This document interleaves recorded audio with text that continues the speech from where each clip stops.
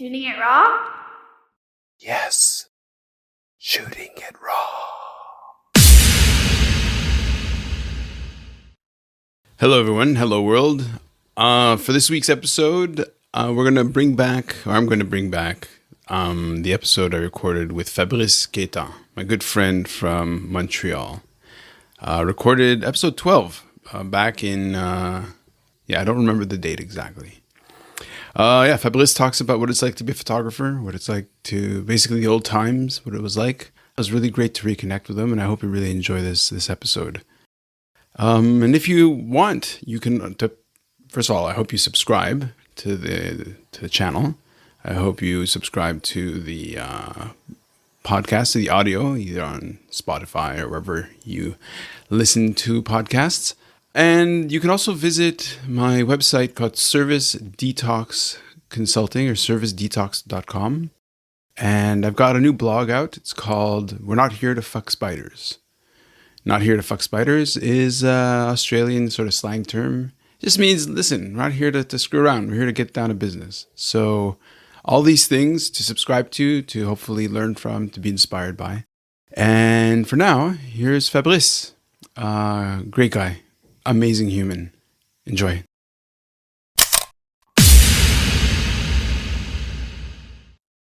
Are you there?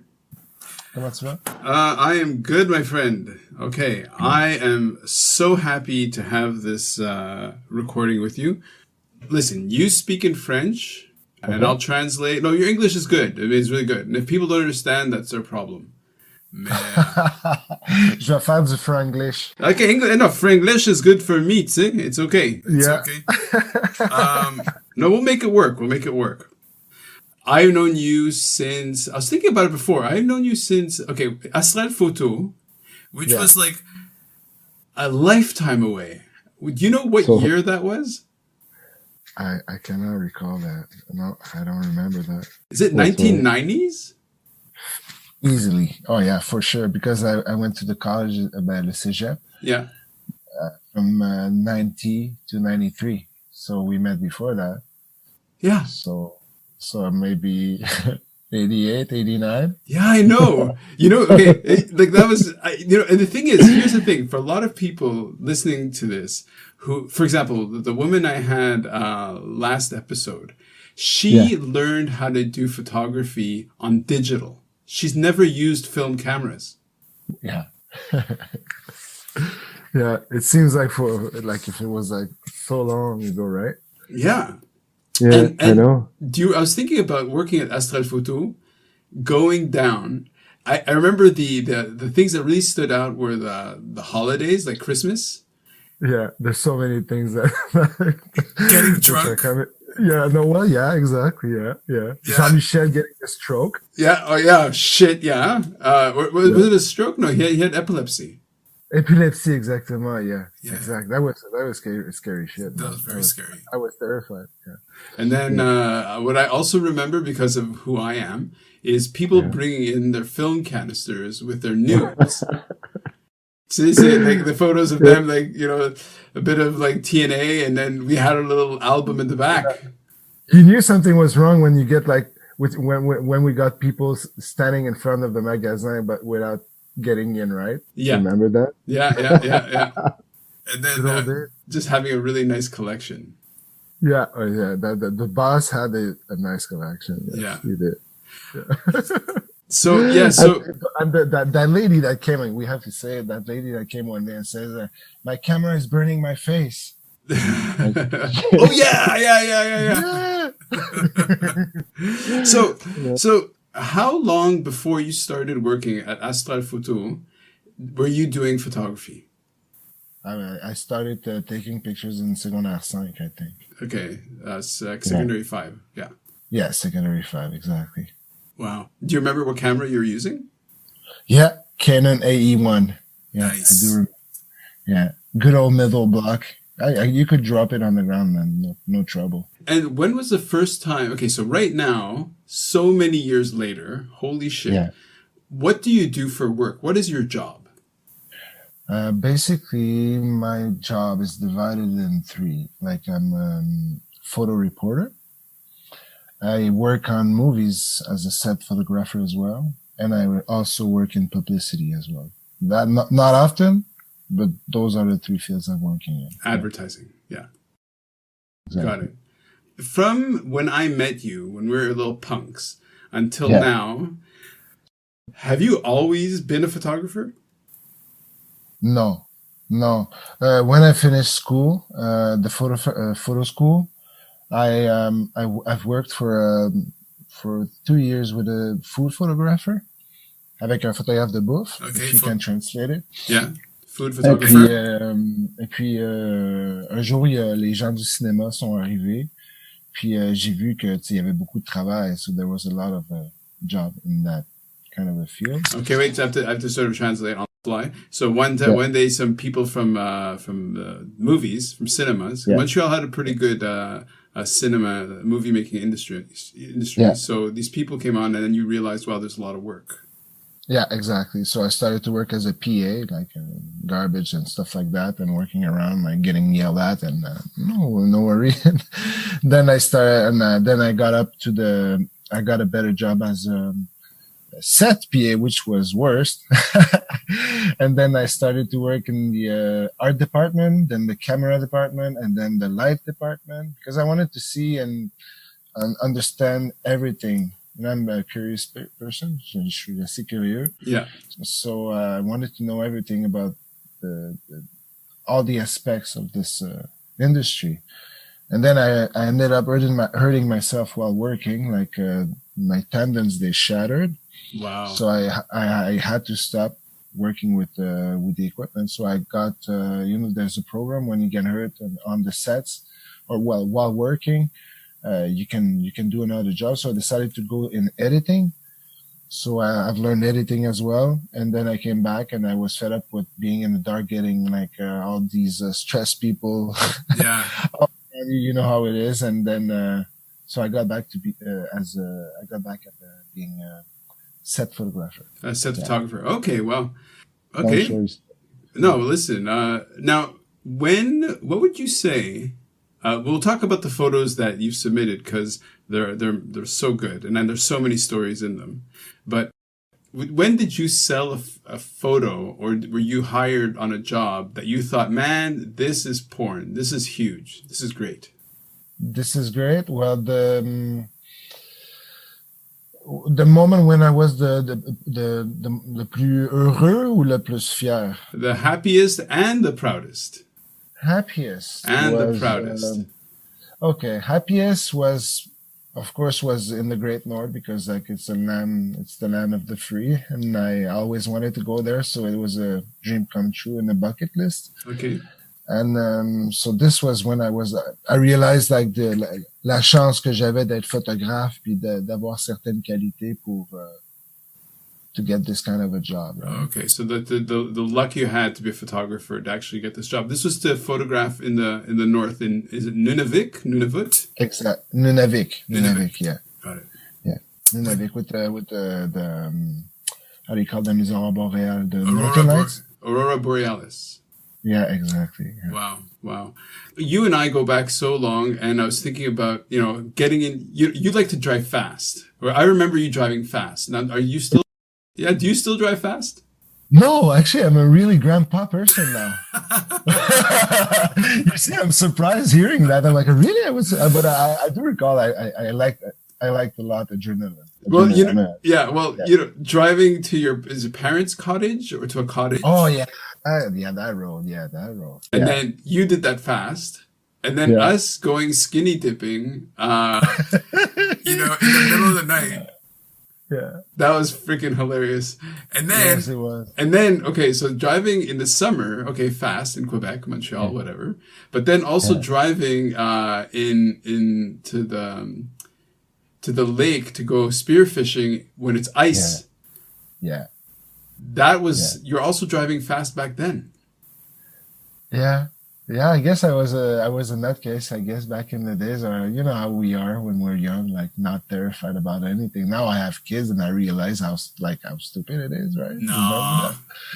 I don't know. Well, for me, as soon as I got my baby girl, my life totally changed as like for the fear and everything. Mm-hmm. It's like if a switch light Wow. up, you know. I was riding longboards as a professional, right? Remember that? And then my lines were not good as soon as my daughter was in my Okay. life, right? Okay. So it's the same thing. I became a grandpa on that day. Oh, Fully. okay.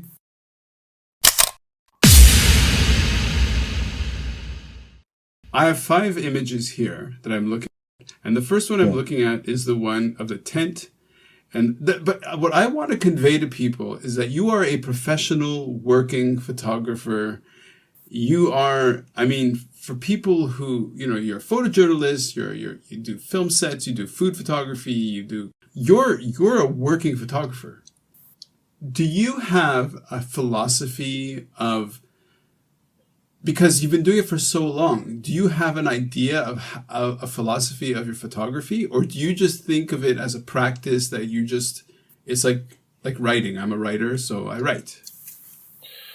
I don't know. Well, I do know that I want it to be really natural and the most realistic. Like I don't like fake things. No, I don't like fake stuff. So for me, that's a philosophy. As soon as it becomes fake, I cannot shoot no more. Like I totally, my camera goes down and I don't want to shoot no more. That's So you pretty don't much. do a lot of image manipulation, post-production? No, not that much. I like since I'm from the film era. Mm-hmm. I don't know how you call that. Okay. I'm using it as a dark room, right? For the contrast, the fades and the colors, but not to recreate anything. Oh, okay. So in this picture that I'm looking at right now, Yeah. how far north is it? It's 53rd parallel. I don't know what that means. That means it's Hudson Bay, in Quebec. If Okay. you follow the Hudson Bay on the west, I'm gonna be like at the straight top. Okay. Le plus haut point de baie du son. So c'est le 53e parallèle. Right. Got it. So It's pretty hard. It's yeah, pretty far from here. it's pretty intense. I mean, so right now in the photo, so I'll just describe what I'm looking at. The Aurora Borealis, the beautiful green sort of wash above in the skies, lots of stars. There's some hills in the background, a little bit, they're very dark, they're in silhouette. Is that a lake or is that ocean water? No, what you see in the back, they call the cuestas. The cuestas, it's like way back then, the water level was way much higher, but ça l'a séché, you know, it dried out. So c'est comme si c'était le canal de la rivière. So if you walk on top of cuestas, it's like if you were walking up a small hill and then suddenly it was like big drop. So it's cuestas. Oh, okay. And the tent, okay, so in the image, there's one tent in the left that nobody's in. There's a tent in the center, and it's it's like almost like a yurt pyramid shape. Inside, I see 1, 2, 3 people. Is that possible? Exactly. Yeah. Okay. 3 people. So the light is coming from within the tent, and I guess backpacks against the tent on the right. There are people like standing in the tent eating caribou stew. Oh wow, caribou stew! Wow. Yeah. So how long were you up there? I was there for 9 days. 9 days. Yeah. Okay, and this is spring, summer. It was in September. Okay. So it was just before fall. Yeah. Okay. Why did they send you up there? We went for a documentary for two type of documentary. One about la food, like what the people are used to be eating, and now the processed food and everything, and the impact on them. And the other one was for the touristic department, so we took pictures for them at the same time. Okay, when you say actually, that's a way of getting up there. That's how we work. Sometimes we work with the tourist industry, and then we get some money, and then we fly ourselves there with that kind of money. Yeah. When you say we, you have a group? Because on that case, like with this picture, I was working with Catherine Giroir, which is like the journalist with whom I'm working pretty much all of the time, and so it was a team job, right? Cool. So when you go out into the field to make photographs, I mean, we all have our processes. When you made this image, did you say, okay, guys, I'm just going to go outside and see what I can see? Or did you have this already in mind beforehand? No, like, I guess everyone going up north is like expecting des aurores boreales or like wishing for.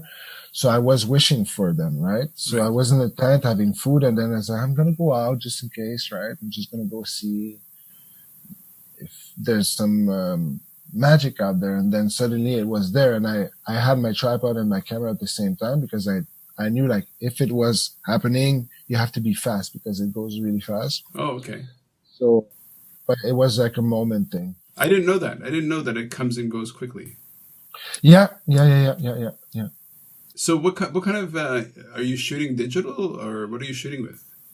I was shooting digital on that day. It was like a Nikon D3X. Okay. How much gear do you bring with you when you go up there up north? Did you bring your gun with you?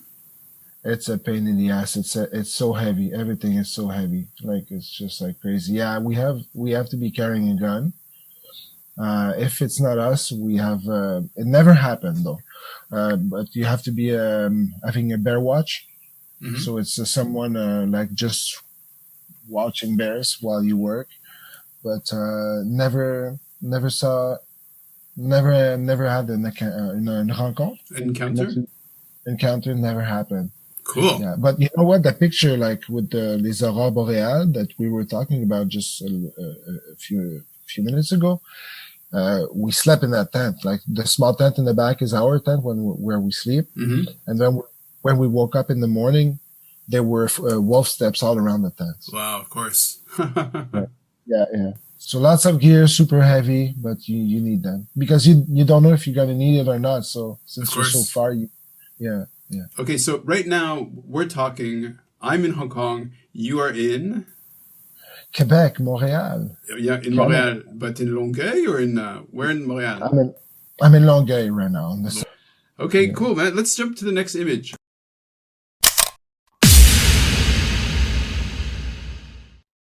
The next image I have here it's kind of nuts. It's a photo of, okay, you titled it "The Center of the Emu in Saint-Urbain dans la région de Charlevoix," in Charlevoix.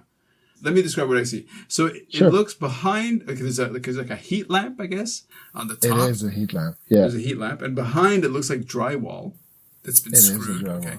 And then you've got like 1, 2, 3, 4, 5, 6, 8 or 9 of these chicks that are black and white striped that are so, I mean, it's that's a pretty amazing image. What's the story of this image?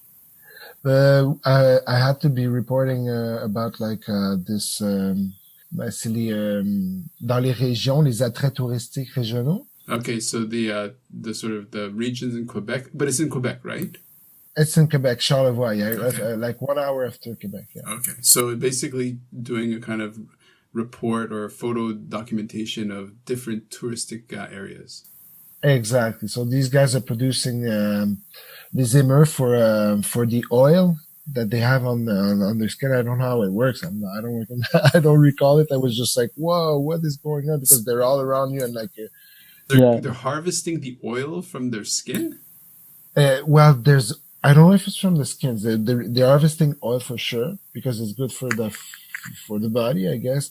They're harvesting the eggs. They're harvesting all these things. Man. Wow. It's just like, how many animals would you say are on this farm? How big is this farm? It's how big? I don't know. Like they had like outside because like they're outside and inside. They're free to walk and go around. Mm-hmm. I can recall like outside there were like 40 of them and inside like around 80, like 80 chicks. Maybe more than that. Is this what time of the, is this inside? Like, are there windows in the building, or it's just no? There's no window whatsoever. There's just this big lamp in the middle of their box, and they're like just gathering around it, and that's what it is. And it was kind of like it was like a mob squad. You know, they were like, "This is my lamp. This is my lamp. No, this is my lamp." So it was pretty. That's why they're like all cranked up, right? Yeah, it's very cute. Well, it's one of those crazy images. You look at it and you're like, what is this story? Okay, let's go to the next one.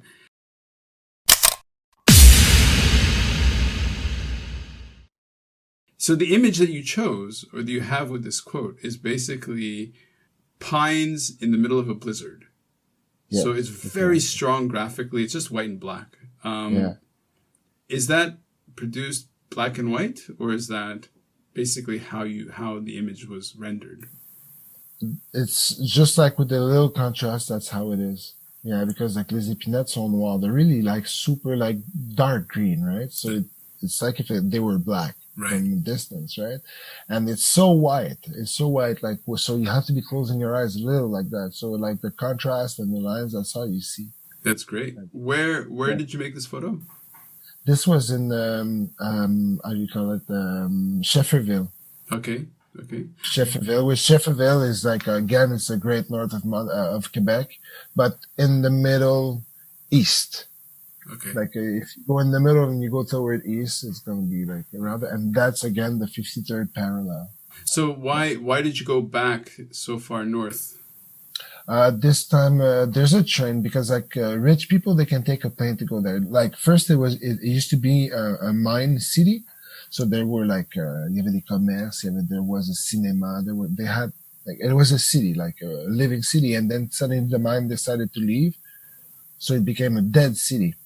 So they sold everything for $1 to some people. And so so only the rich people can fly there. But, there's a train connecting like for the minerals, and Inuits and Inus are using this train, right? To go up up north or down south. And it takes 14 hours for the train to go there. And sometimes it breaks down, or sometimes it has to go on the side and wait for the other train. So they say it's 14 hours, but it could be 1 day and a half. So we decided to, again with the Catherine, we decided to do a report about it. And to see how it is in Shefferville, how it is to be living in this ghost town now. And it was pretty interesting. So This is why we did a report. Josephine is the writer, and so she just yeah. So why did you quote that particular quote? Because like everyone over there is like everyone forgot about them, but everyone is really unique. If you take time and if you think about it, and like you realize it, everyone is unique, and je sais pas pourquoi this one was like, yeah, they're pine trees, but every one of them is unique if you stop and you stare at it, right? Right. For somebody who's not from Canada, it's like when I go to Bangkok at Christmas, in Bangkok and Christmas time, it's like, 28 degrees Celsius. It's like you have the train and you have like everybody's super hot and all this stuff. And then they'll have like the Christmas decorations. Yeah. But they'll have snow, right? Like they'll have fake snow. So to them, the idea of snow is this abstract, it's white, whatever. But it's brutal, man. It's awful. It's brutal. Yeah, it's brutal. It's so hard. Yeah. And so this image, when I saw it, okay, the trees are alive. But life over there is brutal. Yeah. No shit. But they're alive, right? Yeah. I think it's one of these things where it's kind of like that's in a way, I guess, life in the north, right? It's hard. It's really. That's how it is. Go ahead. The guy over there says, les épinettes noires de malheur. That's how he said it. Which translated is like the black pines of malheur, which is like awfulness of awfulness, exactly. It's like malheur.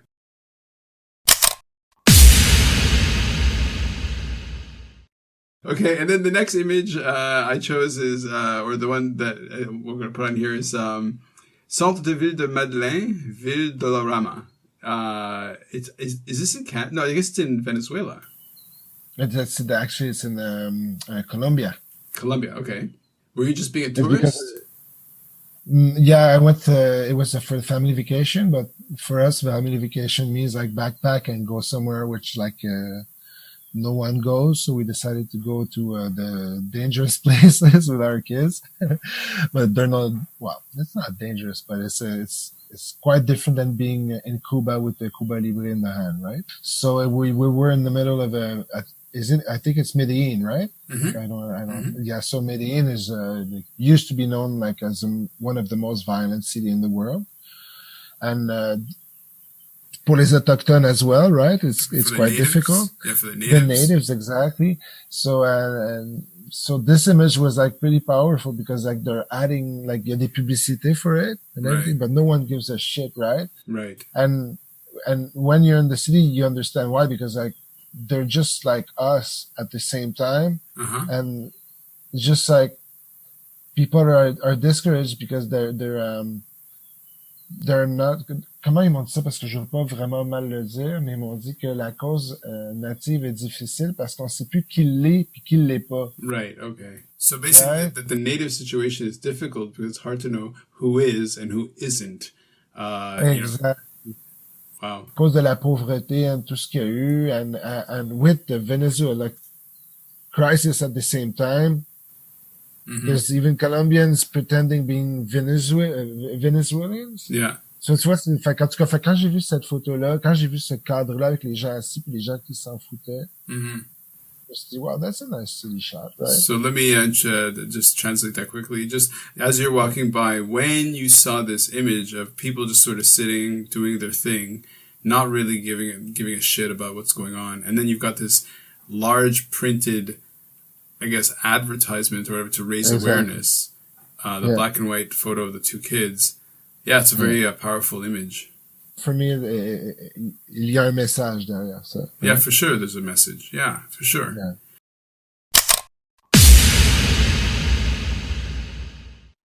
So, if I were to break into the room where you're seated, what would I see?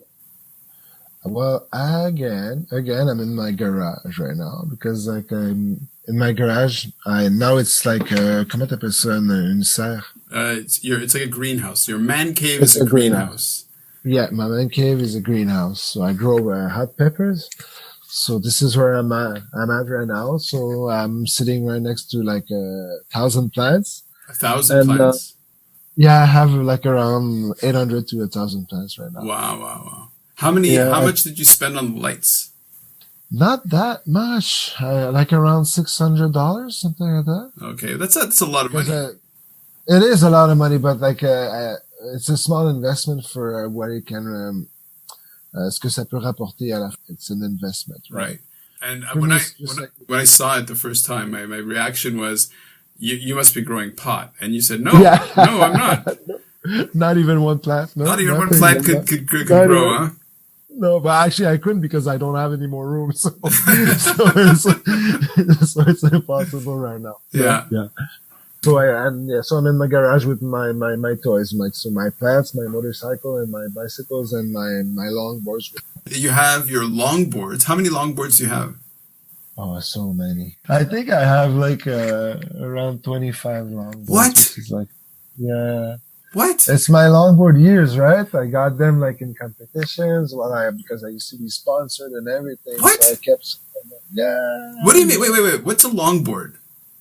A longboard is like, it's not a skateboard. It's longer than a skateboard.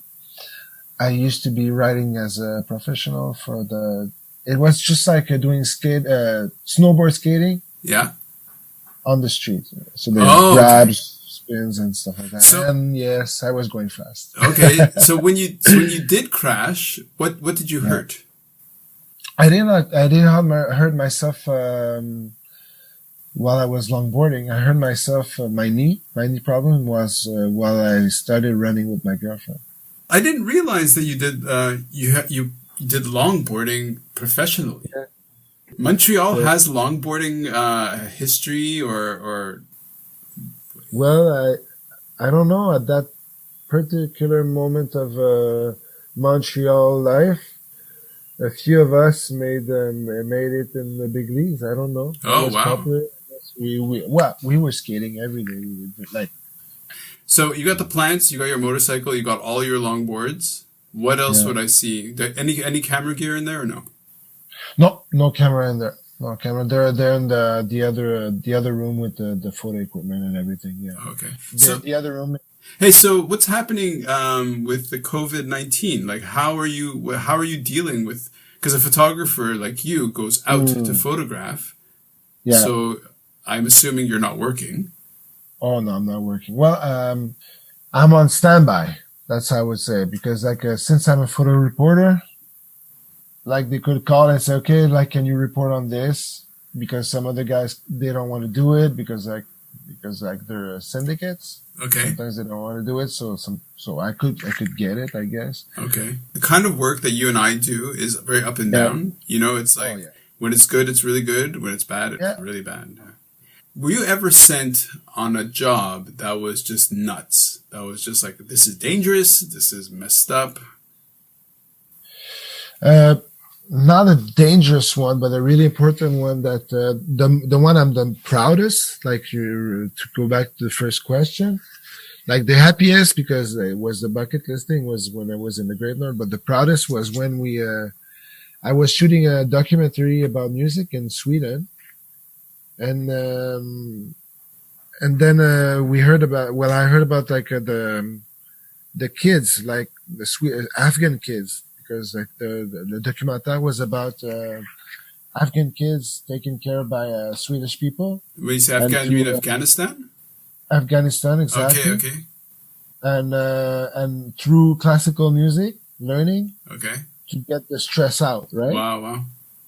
But the thing is, like in Sweden, by 18, if you don't prove them wrong, like if you don't prove them that you're really like a refugee, they send you back to Afghanistan. Huh. So basically meaning that you're going back to your own death, right? Yeah. Because like imagine you're in Sweden like at 8 years old and you spend the 8 ans à 18 ans is one of the most important part of your life, right? Yeah, from 8 to 18. And then you get sent back to Afghanistan, like which is like it's a war country, right? Yeah.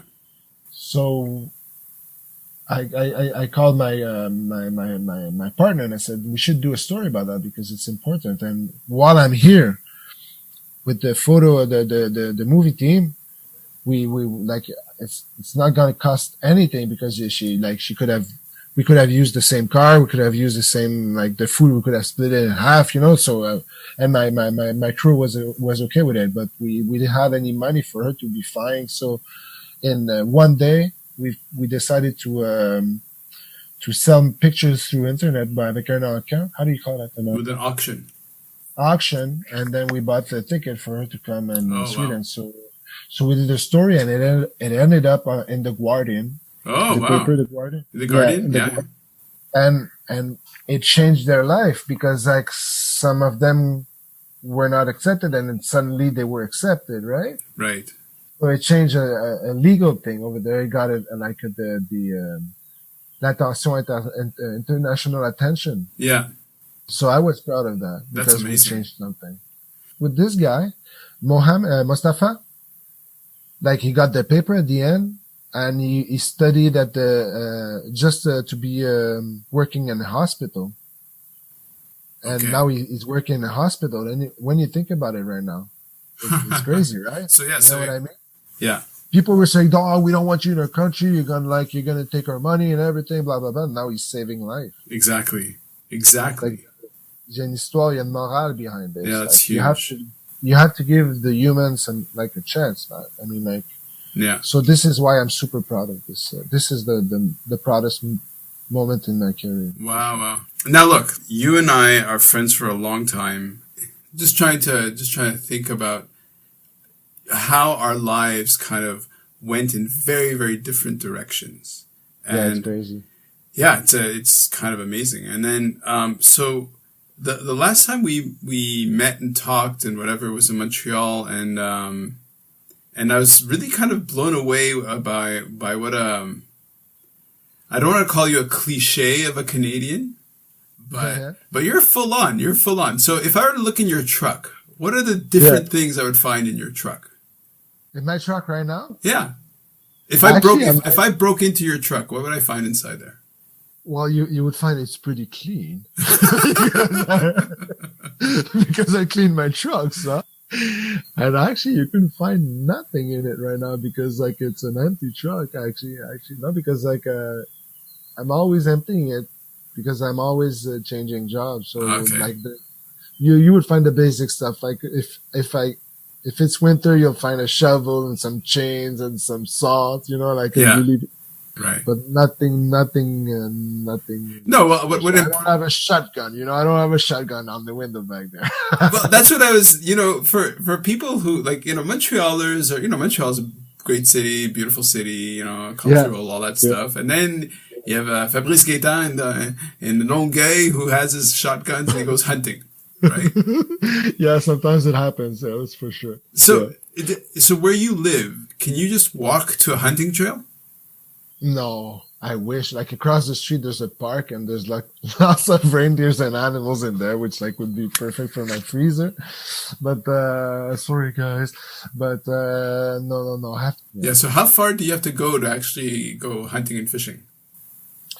Fishing, not far. Fishing, I can take my bicycle and go in the Saint Laurent River, which is like one of the best places I've been fishing in my life. Oh wow. Yeah, strangely, because like Montreal is an island and there's like lots of currents, so and lots of la faune marine aussi, like so it's one of the best places. But if I want to go, like I could go far for fishing and hunting. When was the last time you went spearfishing? You know what? Last time I went, I think it was with you. I know. It was with you, and I sometimes I see things on TV, like the TV shows, and I'm like, oh man, I used to be doing this with Ran, man. This was amazing. And I don't know why. I don't know why I stopped. This is stupid. A wetsuit that's like an inch thick. Like we didn't get a dry suit, but a wetsuit that was freezing. It was freezing cold. Yeah, I remember that. But it was amazing fun. Yeah. I remember having to break the ice with my elbow because there was ice around the lake. Yeah. And being Canadian is a torture, man. I mean, why do you think I moved? Because it's insane. I was like, this guy's coming back. What the hell's going on? In terms of your work, in terms of somebody is learning how to become a photographer, loves making images, all that stuff, and thinking, I'm going to become a photojournalist, or what do you have advice for somebody who's thinking of going to say, I'm just going to try to be a reporter. I'm going to try to go do images. What do you feel is the most important thing? The first thing that comes to my mind is never give up. I mean, there's a cost for it, for sure. Like, I'm not rich, I'm not that poor, but I'm not rich, right? Mm-hmm. But I lived because I believed in it. So, what was the worst photo job you've had? The worst photo job I had to be doing. Yeah, they sent you, said like, dude, really? I'm doing this? Come on. Yeah. I can tell you, like, I'm, aller faire des photos dans une porcherie, I found it hard. What? What? Like, what is a porcherie? It's like an abattoir. It's not a slaughterhouse, though. It's where they grow them. Right? Oh, where they raise the pigs. Where they raise the pigs. Yeah, okay. Because they're all ranked up. They cannot move. And it's the smell, the noise, and everything, and the concept of. I know it's to feed the people, but I mean, like, it's this. For me, was like, it's weird. For me, it was one of the worst jobs I had to be doing. Well, I mean, factory the farming. Sound, I mean, it was crazy. It was just like insane. I got out of the farm and like, it took me 2 days to just like be like, wow, they do this as a job every day. I don't know how they do it, right? That's nuts. I know you, and I could see why this would bother you, especially like your relation. Like, for example, you're the kind of person who you go hunting for meat that you eat, right? Yeah, exactly. And I could totally see why, going into a place where they're raising like a factory farm for pigs and whatever, it's got to be, Saying seriously, it was just like crazy. It was just like, don't get me wrong, like the people working there, like they're taking care of the pigs and everything. They're like, they're super nice to the animals, just like the concept. Mm-hmm. Of them not moving, for me, I don't accept it. It's just like, I don't understand it, so I cannot accept it. But as you're saying, like for me, meat is like, I go in the forest or I go fishing and I care about what I kill, right? I don't have fun when I kill, right? Mm-hmm. It's a weird feeling. It's a mixed feeling, but I appreciate the meat when I eat it because like, that's how I am. Right? Well, you're very connected, like Yeah. I feel like you're more connected to what you're eating than people who just go into a store and just buy whatever. Like they don't make a connection that, you know, when they buy pork, that's an animal. Like, you know, where I live, we have wild boar, right? We have wild pigs. And, you know, because, you know, we're essentially vegetarian, we don't, you know, we have relationships with the wild pigs around us. You know, it's just like they have names. Yeah. But you can apply that with the plants at the same time. See, I'm growing peppers and I grow tomatoes, and it takes time and energy. Sure. Okay, cool, man. Hey, listen, Fabrice, I'm just trying to think of so for the advice, never give up, just keep persisting. And ultimately, you know, be true, man. Like, be true and be honest. Photography is not about stardom or anything like that. Photography is like capturing a moment and showing it to the people so that the people can appreciate and remember that moment as well. It's just like you did, right? Right. For me, it's really reporting a moment. It's not about flashing a moment. Okay. I like that. Reporting a moment, not flashing a moment. Okay. Okay, man. Listen, thank you so much. I hope I was okay, and I hope no, man, it was shit. You're always shit. You're a terrible person to talk to. I love you, man. Tu me manques tellement, man. Tu me manques tellement. Ok. Alors, on se reparle plus tard. Shooting it raw? Yes. Shooting it raw.